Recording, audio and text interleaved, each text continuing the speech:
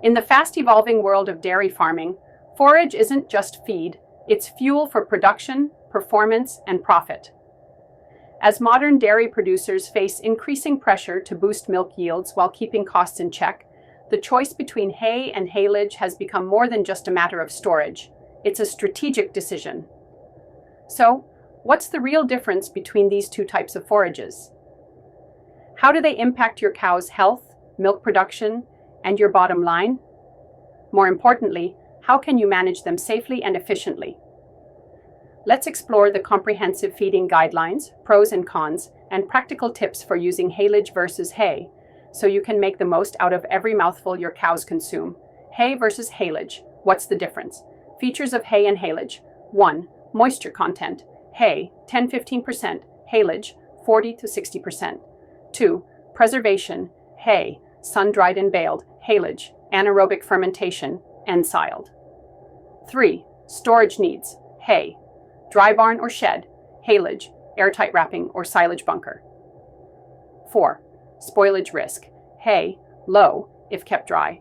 Haylage, high if exposed to air. 5. Feed out window. Hay, flexible. Haylage, must be used quickly once opened.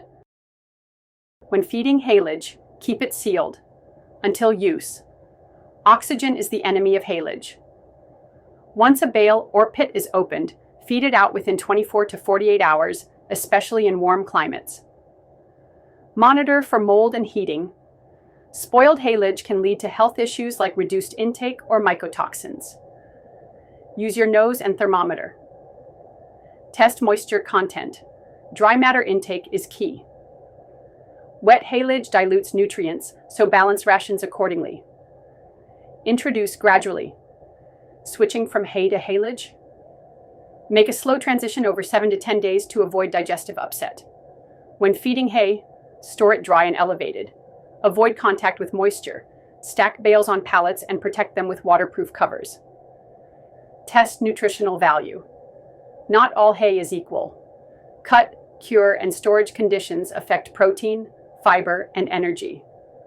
Watch for dust and mold. Dusty or moldy hay can reduce intake and cause respiratory issues. Visually inspect each bale. Nutritional and production impacts.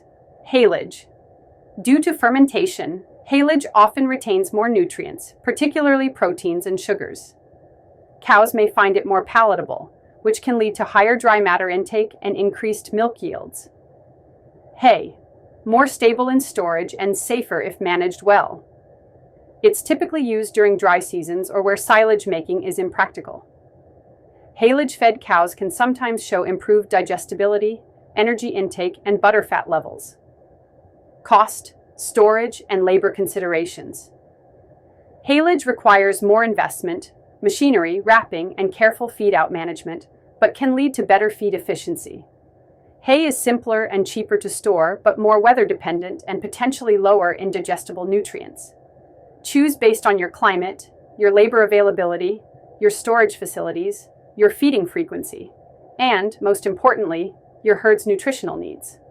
Conclusion: choose smart, feed smart, boost your dairy's bottom line.